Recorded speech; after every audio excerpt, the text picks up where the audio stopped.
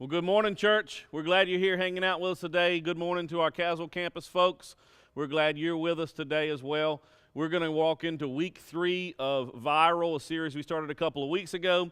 And it's been a pretty intense couple of weeks, and so I don't have time to recap you each week.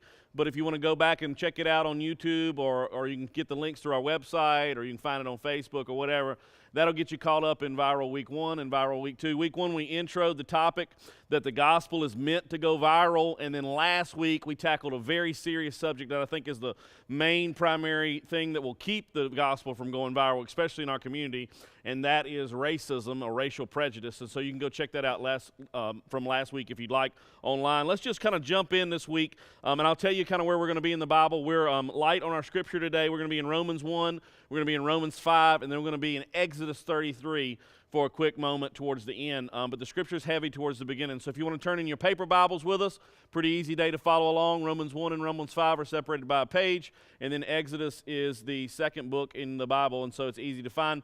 You can follow along with us there. If you want to use the Bible app, that's always a great tool to use because the scripture's in there for you, plus all the main slides that are on the screens to my left and right, and you can save those, you can share those, you can do whatever you want to with that, and so you can use the Bible app. If you're around someone who doesn't know how to use the Bible app, take a moment and help them figure out how to use it and how to get it on their phone or whatever. And then if you don't have a Bible, I haven't said this in the last few weeks, we will give you one on the way out. Just stop by the info desk and tell them you want a free Bible, and they will hand you one for free. And so let's jump into week 3 and understanding this concept of viral over the next couple of weeks as we wrap this series up, and especially next week.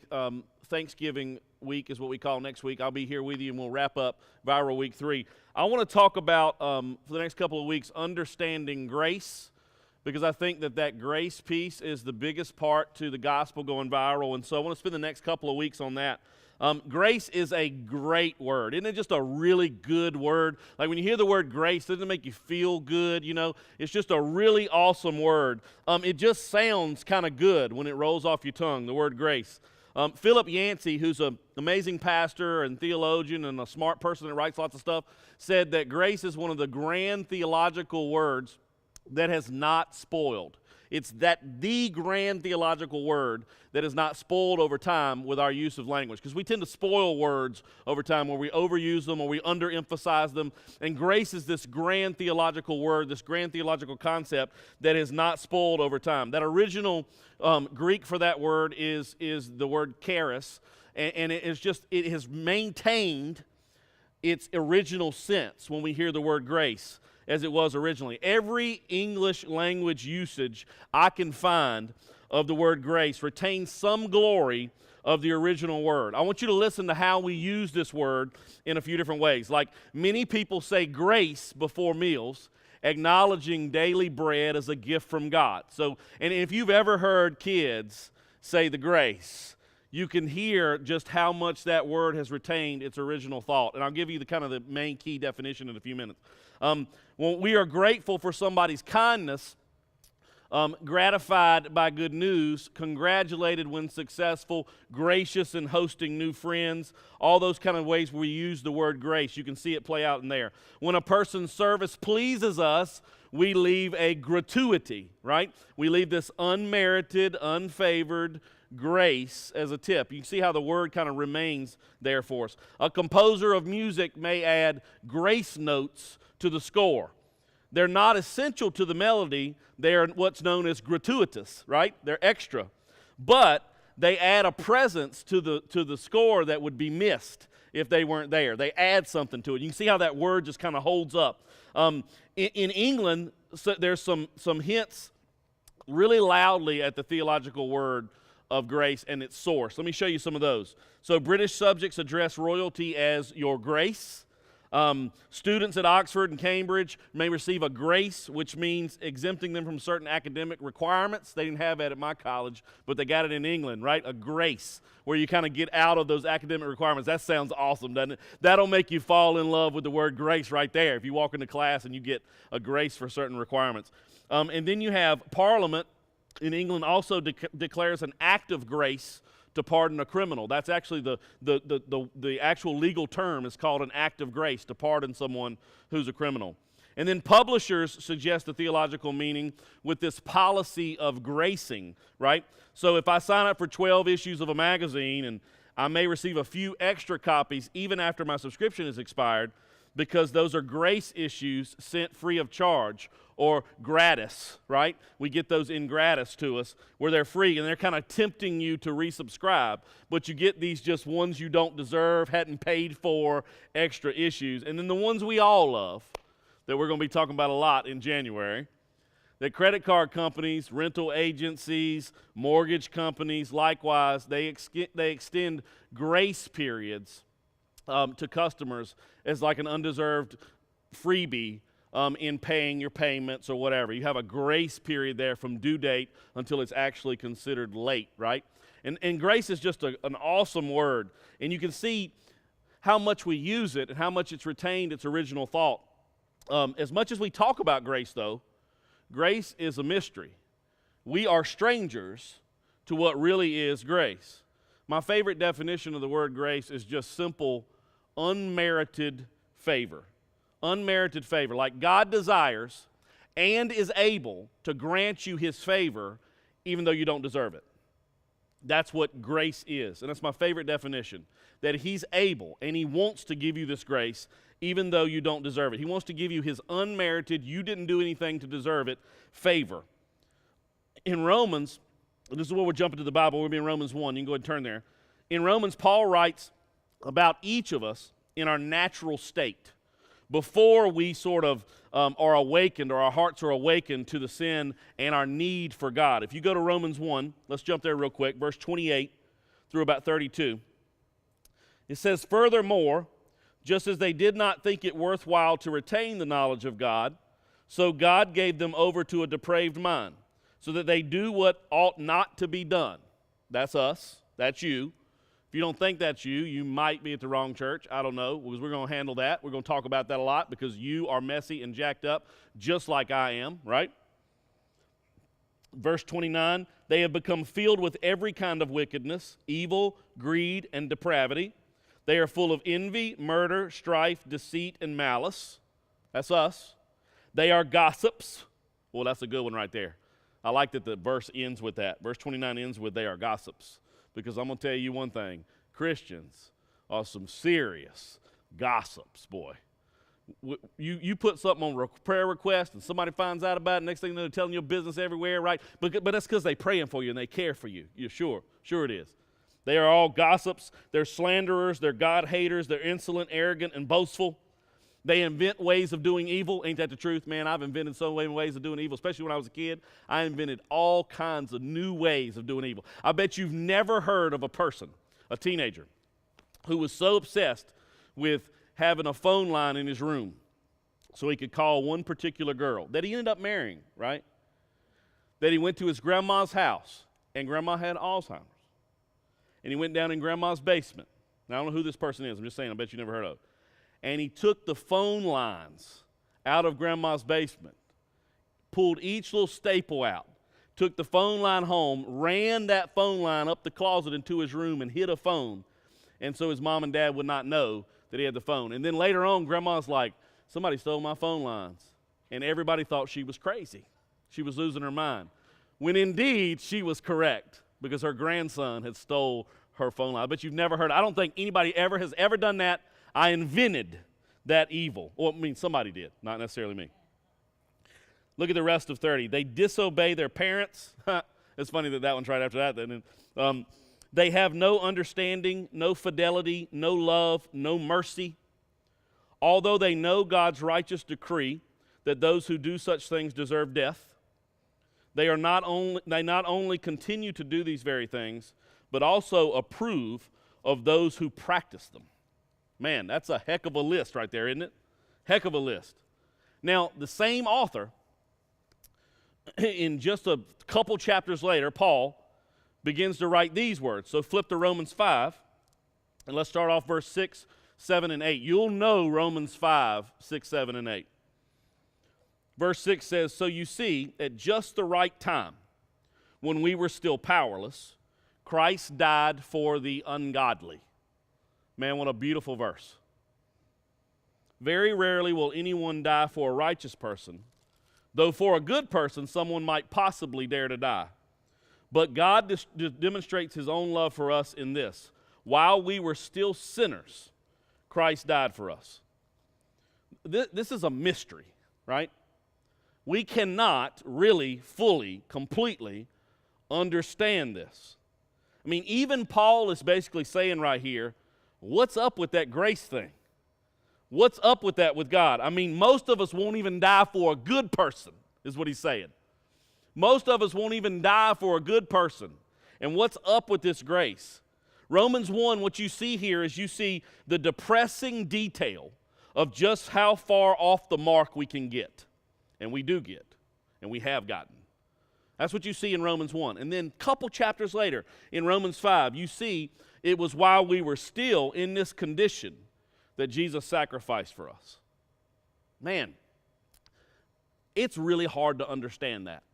I don't usually tell you the names of messages. You'll see them online. You'll see them once we post them. But the name of this one, the title of this one is Grace That We Do Not Understand. Because it's extremely hard to understand that we would be in that state, and yet, in just a few chapters, Paul reminds us that while we were still in that condition, Christ died for us. I mean, how often do we think stuff like this? I can't come to church, or I can't come to God until I get my act together. I mean, how often do we think that? I can't go to church. I can't talk to God. I can't do any of that stuff until I get my act together, until I get my stuff straight. But it's been made very clear, don't you think, how untogether all of our acts really are. I mean, that list is brutal. That's a brutal list, right? I mean, I gave you some funny little stupid story about a teenager in the phone line, but I could give you all kinds of other stuff that are just, you don't want to hear. I don't even want to say. I mean, that list is so brutal. Like, do we really believe that Jesus suffered all those things, endured the kind of agony that we know he endured, and then will turn around and say, I won't grant you my grace because, I made you a list, you smoked too much? Do we really think he would go through all that, endure all of that agony, and then turn around and say to us, I won't grant you my grace because you smoke too much or because you have a dirty mouth? I won't grant you my grace because you aren't sure if you can live up to the call that I placed on your life.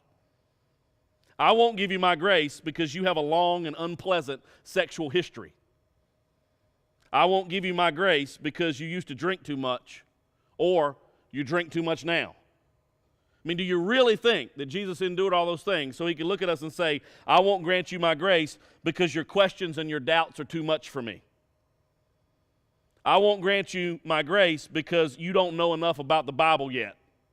So I'm going to wait till you get some knowledge, before I grant you my grace. I mean, do you really think that Jesus suffered and endured those things that we know he endured, that historically we know he endured, just so he can say, I won't grant you my grace because your church attendance isn't as consistent as it needs to be yet? Or, I like this one the best, I won't grant you my grace because the sins and the wounds and the scars of your past are too nauseating for me. Do we really think that? I mean, can we really hear Jesus saying any of those things from the cross? See, a lot of times when we picture Jesus saying those things or feeling those, we don't really picture him, but when we start to kind of own those things, you ain't picturing the Jesus on the cross when you think that. You might be picturing the little pretty blonde-haired, blue-eyed Jesus you saw in your Sunday school classroom on the wall or something, but you're definitely not picturing the Jesus that's on the cross. I mean, you really think he would say that? Doesn't the cross itself show us that God's grace is without limit? I mean, doesn't that show us right there that the cross itself, that specifically, show us that God's grace has no limits and no bounds? But this whole thing is really strange to us. We don't understand God's grace. It's a mystery to us. That word mystery finds its root in the word strange. So if you looked up the word mystery, you'd see that its root is found in strange. What if, and here's the journey I want to take you on today, what if we saw or we thought of God's grace as a stranger to us, like an actual stranger? then maybe what would happen is we would be able to understand it a little more, because we have some emotions wrapped up in that word stranger, right? You ever taught your kids stranger danger? Just recently, I don't know if you saw the news, just recently, because Yahoo News writes all this stuff, right? There was this child, this girl who ended up being saved from being kidnapped from some pedophile weirdo dude because she used a code word that her mama had taught her. Stranger danger, right? We've got a lot of emotions wrapped up in that word stranger. See, in stranger, there's these elements of three particular elements: unfamiliarity, suspicion, and fear. That's what's wrapped up in the word stranger. So what if we thought of God's grace as an actual stranger to us, and we saw how unfamiliar it can be, how suspicious we can be of it, and how fearful we can be of it as well? Because each of those things can help us understand grace just a little bit better. Because what I want you to see today is I want you to understand that you'll never fully understand God's grace. Sounds kind of convoluted. It's clear as mud, isn't it? Right? I want you to understand today how little we're ever going to really understand until we meet Him face to face, God's grace. Because I think a key component in the gospel going viral is the understanding of a grace that you can't understand. Because if we go out to the world and we start talking about this grace that's so easy to understand, then it doesn't really stand up real well to the magnificence of God's grace. And if we can really wrap our brains around it, then it ain't as big as we think it is. But it's so much bigger than we could ever get. The best thing we've got is this nice word grace that seems to kind of maintain its magnificence over time. And so I want us to kind of take those words, unfamiliarity, suspicion, and fear, and kind of help us understand God's grace a little bit better. So we're going to look at grace as like a stranger to us. So here's number one, unfamiliarity. A stranger, by definition, is someone with whom we are unfamiliar, right? That's what a stranger is. It's somebody you are not familiar with. And we got to start realizing that we are simply unfamiliar with God's grace because it's not our natural way of being. And what I said to you last week when we talked about racism is that what we tend to do is we tend to dislike what's different and like what's like us. It's like the human default. And so the human default here is to know that we are unfamiliar with God's grace because it's not our natural way of being. Your natural way of being has nothing to do with grace. Your natural way of being, I know you don't like me to tell you this, but I love to tell you, your natural way of being, and so of mine, is selfishness. That's our natural way of being. Our natural way of being is me first, preserve, push forward, let me win. That's natural. So we have to retrain ourselves, like we talked about last week, to understand and see things God's way. But we got to realize that God's grace is unfamiliar to us because we're not used to it and it's not how we do things. Grace is strange because there is absolutely nothing fair about it. We have a hang-up with grace because there ain't nothing fair about grace at all. Let me show you this verse. It's such a good verse, and we don't have time to go through the whole scripture, but maybe we can do it soon. Go to Exodus chapter 33. And go to verse 19. It's a long verse. And in this verse, what you're about to see is this is God kind of preparing Moses as God's grace, his aura, everything about him, right, is going to, the glory of God is the best word, is going to pass by Moses. Now watch what he says in verse 19 of Exodus 33. And the Lord said, I will cause all my goodness to pass in front of you, and I will proclaim my name, the Lord, in your presence. Now watch this, watch this. I will have mercy on whom I will have mercy, and I will have compassion on whom I have compassion. Well, that verse right there, right off the bat, the only thing fair about God's grace is that it's extended to everybody equally. And it's His determination, right? Like Exodus 33:19, let me say it to you in the Adam language. Here's the Adam version. You'll be surprised who I'm prepared to show mercy and compassion to. It will shock you who I am prepared to show mercy and compassion to. You can feel that in that verse where he says it to Moses, like, and I'll be the one that decides who gets my mercy. And I'll be the one to decide who gets my compassion. And I'll be the one to decide who gets my grace. Why does he need to say that to humans? Because we put some sort of merit on it, right? We put merit on grace. And yet God says, no. You'll be shocked at who I'm willing to give grace and compassion to. What a beautiful picture. What a ridiculous, crazy picture of the church, of what it's supposed to look like and how we're supposed to walk. We don't understand the grace and the mercy and the compassion that God's going to pour out on whoever he chooses to pour it out on. And that the only thing that's fair about grace is that it's equally distributed to people. And we don't get to determine who that is. So if that's the case, then why do we as humans have to pay so much attention to fairness? Have you noticed how much attention we have to pay to fairness? You ever done Christmas shopping for one kid? It's easy. Do Christmas shopping for two kids, boy, it gets hard.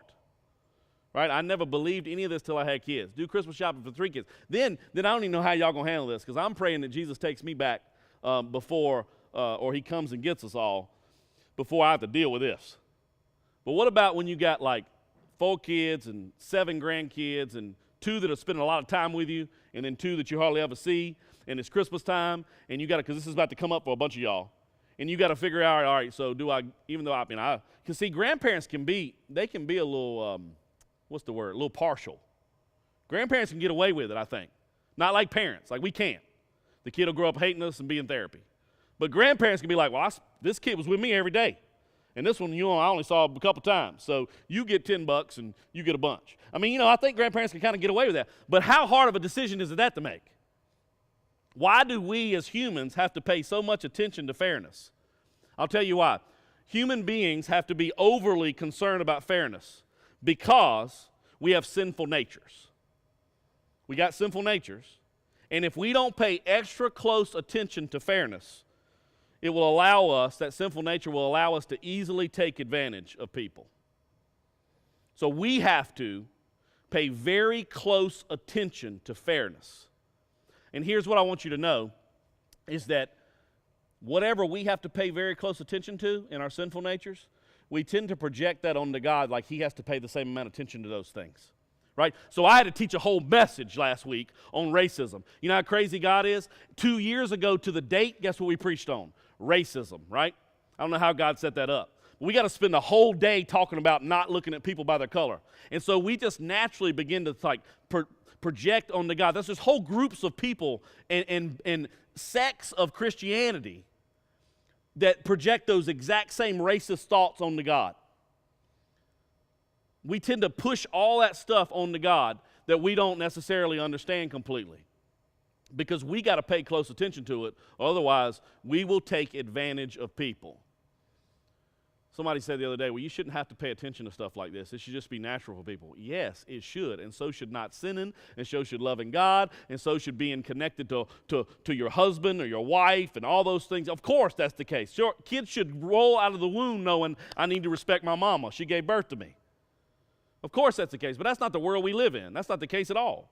We've got to pay a lot of attention to fairness. But see, God has no such concerns. God does not have to be concerned with fairness because he does not have a sinful nature that will allow him to take advantage of other people. That is something that we're real unfamiliar about when it comes to God's grace and God's fairness. God's nature is justice and mercy and truth and love. So he doesn't have to get obsessed with fairness like we do, because that's his nature. See, our nature is very selfish, very, very selfish. He don't have to get concerned with the same fairness that we get concerned with. That grace, folks, is unfamiliar to us.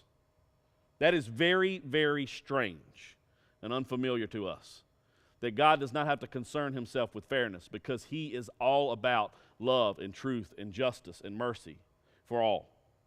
Let me give you the second one. Suspicion. So when something is unfamiliar to us, it leads to suspicion, right? And the two don't go hand in hand. Like if you're unfamiliar with something, that doesn't mean that you have to be suspicious of it, although we almost always are. I mean, how many times have you seen somebody you were unfamiliar with real close to your car, and so you tried to lock your doors without them hearing them lock?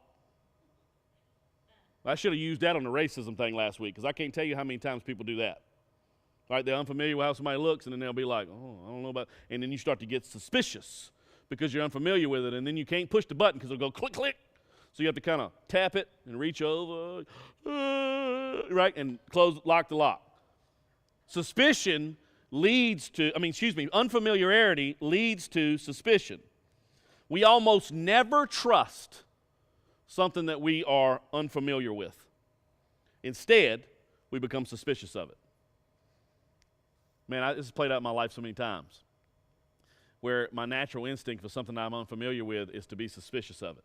I'll give you the most recent example. Well, I'm sure there's more than this, but here's one. You know them little backup cameras that cars have now? Right? I am very unfamiliar with that technology, and so I'm quite suspicious of it. And so when I'm going to back up or something, right, and I don't have one of these in my truck. There's one in Valerie's car, right? And then every time we rented a car or something like that, they're in there because that's the new thing, right? They're in all the cars. And you put that thing in reverse and you got this image. I don't trust it. Like, I have to look behind me because what if that screen froze right there at that point? You don't know, right? You don't have any idea. A baby could have walked out there. You know, and your screen froze, you backing over babies. That's how bad it is, right? Anything we're unfamiliar with, especially you can really see this play out with new technology. That's what I'm talking about right here, new technology, right? You can see it play out where you're unfamiliar with it and then all of a sudden you get real suspicious of it. How many of you heard, or maybe you're the ones that said it, when the World Wide Web came out, right? Oh, don't use that. Don't use that. That's the highway of the devil, right? And the devil has used lots of highways, by the way, not just the World Wide Web. And then how many of us heard the mark of the beast? It's in that hand, right? It's that hand on that mouse. And we were really unfamiliar of it, so we became very suspicious of it. You know, if you trust someone deeply, it's because you know them and they have proven themselves to you over time as trustworthy, right? If you trust in someone, it's because over time they've kind of proven themselves trustworthy. And the more you trust them, the more you will put yourself out there for them. This is one of the hardest things for me. I struggle with this so much because I think I've allowed people coming and going from the church to make me distrust people. And so I'll wonder, well, it sounds great and all, but how long are you going to really hang around, you know? The more we trust someone, the more over time we'll begin to put ourselves out there for them. But once again, folks, that's not God's nature.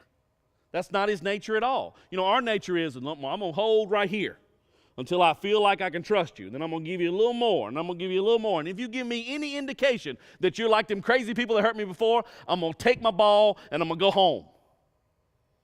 But see, God's nature ain't like that.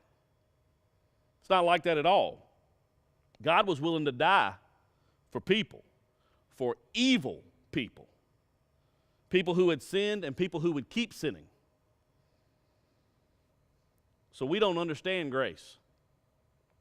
And that makes us a bit suspicious of God because we don't understand it. We're unfamiliar with it. So we get a little suspicious of, he must want something from me if there's all this grace. You ever notice that, how that plays out with you with free stuff? Somebody give you some free stuff, first thing you think of, what you want? What you want me to do? So, it happens so much to me to where we can walk by somebody and give you something free. I'll be like, don't want it, thank you. I don't care what it is. Nope, keep it. Men are like that a lot, actually. But we get suspicious of God's grace because of our inability to live a life of grace. So we become very suspicious of it because we aren't able to live that same life of grace. God can live, and I want you to picture this today because we're never going to completely get this. God can live with totally open hands, holding nothing back from sharing with people that will hurt him, the people that do hurt him all the time. He can live with totally open hands. We can hurt him, and he keeps on loving us. We can distance ourselves from him, and he stays available to us when we're ready to return. Man, ain't that the truth? We can pull back, pull away, run far away, and yet there he is, ready for us to come back to. God lives totally with open hands. We can mock him, and he will bow his head and wait for us to stop. You need a picture of that in your head? Just picture Jesus during the trial. during the march, the push up Golgotha to the cross. Just think of Jesus on the cross. Think of the times where he was mocked and spit on and the crown of thorns was pushed on his head and he just kind of, think about that whole King of the Jews sign that was nailed up there, the mocking sign, right?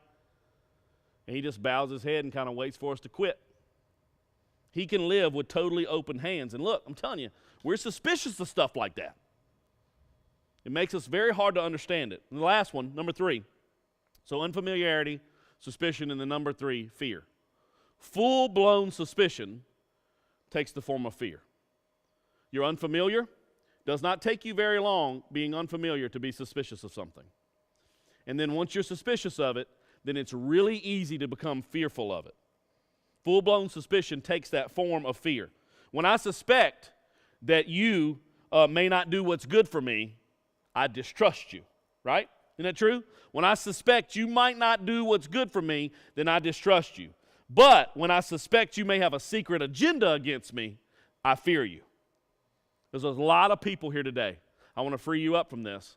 There's a lot of people here today, and you may be watching this on, heck, you may watch this 2 years from the day that we record it, that you are fearful of God because you've kind of decided, you've kind of started to think that God has this secret agenda behind the scenes for you. That there's some sort of plan to punish you. Even after you say, well, I trust you, God, I trust you, there's this plan, well, yeah, I'm glad you trust me, and now let me spank you for all the things you did before you trust me. And so we've got this suspicion of God that very quickly turns into fear. And we're fearful because we think God has some sort of hidden agenda. You know, we can crush that in just one quick thought. Do you really think God needs to have a hidden agenda to punish you? I mean, he's God, right? Do you think he really needs to bait you in? I mean, I don't think that he needs a mousetrap with some cheese on it to get us. If he wanted to get us, he could just get us. But we are very fearful of stuff that we begin to be suspicious of over time. I mean, do you see that because God's ways are not our ways, that we are unfamiliar with God's grace? Like, I want you to see that today. I want you to really feel and understand that because God's ways are not our ways, they're not natural to us, that we fear him. We're unfamiliar with it. It makes us suspicious, but then we fear him because of it. Our unfamiliarity leads us to be suspicious of God and to not really trust that he extends grace. Not really trust that he extends this grace completely to others. And so we end up holding it back from extending it to other people too. For some of us, suspicion leads to a fear that perhaps God has bad intentions for us. I think there's a lot of people like that. That we're unfamiliar. And so what we see is we see bad things happening around us all the time in this horrible, nasty, sin-filled world that we live in, that we created and made, that we maintain. And because we see those things, we think that God has bad intentions for us. And there's kind of where we end it. Just like that. The answer to unfamiliarity and suspicion and fear is to become familiar. And that's what your journey with God's all about. So that's kind of where we end. In other words, you've got to become familiar. This is a very specific piece of what we talked about last week of retraining yourself and understanding who God is. And you've got to make yourself familiar. You will not get rid of the suspicion and the fear until you make yourself familiar. Until you get to know the person that you are suspicious or fearful of, you won't get rid of it. And you're not going to get rid of that part of God until you make yourself familiar with God. And so that's kind of where we end. How do we fix this? You've got to get familiar with God. And that is the purpose of your walk with God. I've got to get more and more familiar with his ways. More and more familiar with his grace. More and more familiar with his mercy and His compassion and His love and His open-handedness. Because I'm telling you, we don't walk around naturally open-handed. You know how we walk around? Closed fist. And then what God will do with you, and if you'll trust us on this FPU journey we've been talking about, you'll see this play out. Where God will over time, He will start to peel those fingers back. Peel them back so your hands begin to look like His. And you start to live more open-handed where everything is His. So I don't hold on to it. Everything is His, right? And then every now and then it'll be something real good sitting in there and you'll start to see your fingers go back on top of it, right? I don't know about that one. We learn to get open-handed with stuff that we have over time and our possessions and our money and our professions and our reputation. But then you throw one of our kids in there, and we get a little more closed fists again. No, God, I want you to use my kid, and I want him to honor you and all, but I don't want him to honor you in another country or anything that might cause him danger or harm or bring unhappiness to his life. I don't want that. God is completely open-handed, and our journey to God is all about becoming more familiar with Him, knowing who He is, knowing what He's like. You cannot turn a stranger into a friend by having someone else tell you about Him. You will not have God turned into your friend by coming and listening to me every week. Me telling you about Him and His nature is not going to make Him a friend. It may make Him an acquaintance. I can tell you a whole lot about Michael Jordan, but I don't know him. I can read all I want to about him, but I don't know him. You have to become personally familiar with Him. But Adam, I hear this all the time. You explain this good. You explain this good. Look, it doesn't matter whether you read it and get the same thing out of it or not. It is you being more familiar with God and His Word. That is so much more a home run than you being able to read it or articulate it to someone else. Do you know that when God looks at us on our spiritual journeys, you may get a 10 out of 10 for you reading it and going, oh, that makes a little sense to me. Not really, but a little bit. Versus me going, I may get a 1 out of 10 score of me going, and this is exactly what this is supposed to mean, and laying it out just perfectly. Because He's so much more with us being familiar with Him personally than me just being able to teach you something good. That you can, we've turned our spiritual stuff a lot into tweetable moments with God, right? Instagrammable moments. You don't even use the word Instagram anymore. You got to use them separate. You can do gram or you can Insta it, right? We've turned it into these little moments. And God's going, it doesn't have to be something that you have to know so well that you can present so perfectly. How about you're just familiar with it? How about you become personally familiar with it? You can't turn a stranger into a friend just by somebody else telling you about Him. That's kind of where we end, right? You've got to be more familiar with God. I think that what you've got to do is you've got to muster up enough courage to introduce yourself and start building a relationship with God. What if today you understand that God's grace is strange to us? And if we treat it like a stranger, you can wait for the stranger to approach you and get to know. Or what you could do is you could be the one to break the ice. And you could say, hey, this is who I am. And you can begin building a relationship with God. You could start it. Adam, I don't understand it. What difference does it make if you don't understand? How about you just start, just begin, just go in. This is who I am. I'm telling you right now, there's promises all throughout Scripture that God says, if you'll come to me, I'm coming to you. It's a guarantee. See, the if is on if you'll come to Him. The if's not on if He will come to you. And so if you go, hey, God, I'm Adam. I'd like to get to know you. I feel like God's going, it's about time. There ain't nothing that I won't share with you that you won't know. I'm completely open-handed with my grace and my love and my mercy. Completely open-handed. You got to muster up the courage to introduce yourself and begin building a relationship. You build a relationship with the one who designed you. You build a relationship with the one who created you. You build a relationship with the one who loves you implicitly with no strings attached. You build a relationship with the one who loves you despite whatever distrust, fear, suspicion, and misunderstandings that might cause in you. He still loves you. And he's pursuing you. The big question is not if God's pursuing you.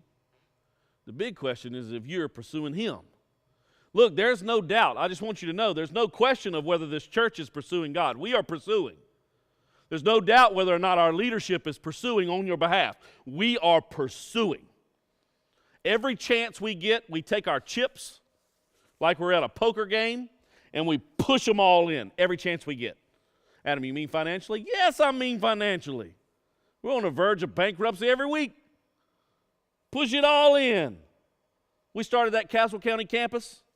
We need to raise $100,000. It costs us $150,000. Push it all in. What if this don't work? Don't know. We'll figure it out then. As a church, we're on the edge of going all in for you all the time on your behalf. The question is are you? Are you pushing it all in to get to know him, for you to be familiar with him? Are you riding the coattails of someone else being familiar with God? Are those truths that your grandma shared with you about how good God is, and you watched her walk through all these things, and you're like, how could you walk through the depression? And how could you walk through this? And how could you walk through being treated like this? And how could you walk through the civil rights moment and not want to kill everybody? And how could you do that? Do you just kind of take that and ride on their coattails? Or do you say, no, I got to get familiar with who God is myself. I got to figure out these truths for myself. Well, them coattails won't take you far. There's nothing to grab onto when you're riding on somebody's coattails. You will let go eventually. But see, when it's yours, when it's yours and you know it's yours, stuff comes along and challenges that faith, and you go, well, I can't let go of this. It's mine. It's easy to let go of somebody else. It's easy to let go of the coattails. It's easy to fall off from church if you're riding on the coattails of whoever's teaching you all the time. But not when it's yours. You got to have the courage to build that up. It's that grace that we don't understand that makes the gospel go viral. It's that grace that we share that makes the gospel go viral. It's grace that we don't get. So quit walking around trying to share God's grace with people and go, his grace is like this. It's easy to understand. No, it's not easy to understand. It's completely ridiculous. And so your story should be, this grace I get from God, it's nuts. I don't understand it. I'm trying to get more familiar with it though. But it's crazy. It's that grace that takes the gospel viral. Look, guilt is not going to take anything viral. You're not going to be guilted into nothing but for so long.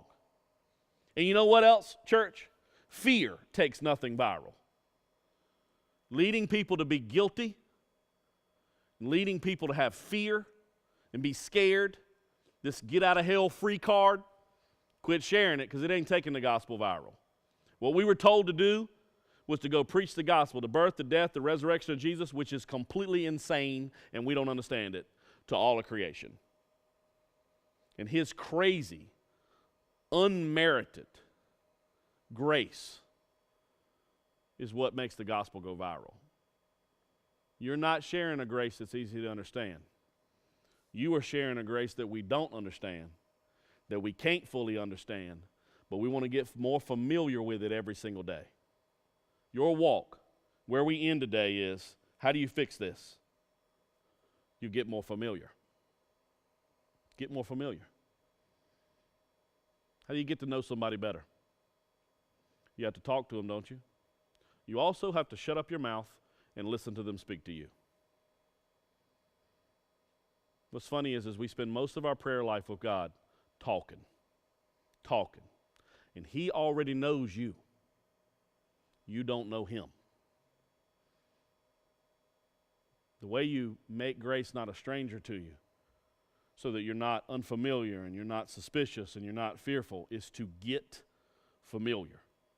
My challenge to you today and through the rest of this series is to get familiar with his grace. Some of you are going to change some stuff up. You've got to change up how you attend church. You've got to change up how you read your Bible. You're going to have to change up how you pray. You're going to retrain yourself to spend time being more familiar with God. And what's awesome about this is, and this is the craziest part, is that the more familiar you come with God's grace, the more insane it is. The crazier it is. That He would, I want you to stop for a minute, and we'll pray and we'll end. I want you to just pause for a minute. I want you to think about perfection. How many of you are you're perfectionists? I am one. So when I say think of perfection, you can start to picture it. You usually picture it by picturing someone better at you than everything that you currently do. I want you to think of perfection. God is absolute perfection, because He is. And I want you to think about the fact that He would love you.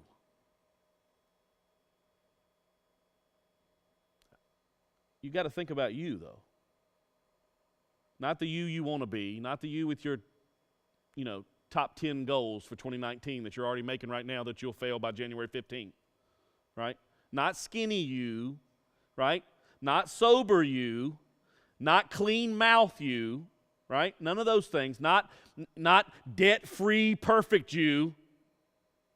Like, think about you. The mess you've made of your life, the mess you've made of your marriages, the mess you've made of your finances. Man, we don't even go any further than that one, do we? The mess you've made of your physical health. We can add all kinds of stuff into that. Like, perfection wants to hang out with you. Can't get it, can you? It's mind-blowing to picture perfection wanting to hang out with me. That's God's grace that we don't understand. We can't understand, but our job is to become more and more familiar with it. Let me pray with you. Lord, we love you. We worship you today, Father, and I ask you, God, in this moment right now to just reveal yourself to us in a way that we aren't expecting. Now, you do it all the time, and I think sometimes I know I do, God, I feel guilty to ask you to do it again just because I won't pay attention or I need more reassurance. But as I become more familiar with you, I understand that you never turn your head away from a request to be closer to you. So, Lord, I ask you just to open up your amazing heart in a way that we can see bigger and better, God. I pray that you will help us to kind of squash that suspicion we have that you would have some sort of negative plan for us, or that you have some plan to pay us back, and you get rid of that fear that we carry around that says you're not as good as people say you are. And you do that by us becoming familiar with you, God. Will you just reveal to us all right now, you personally, straight to us individually, God, a way that we can be more familiar with you this week. I hear you.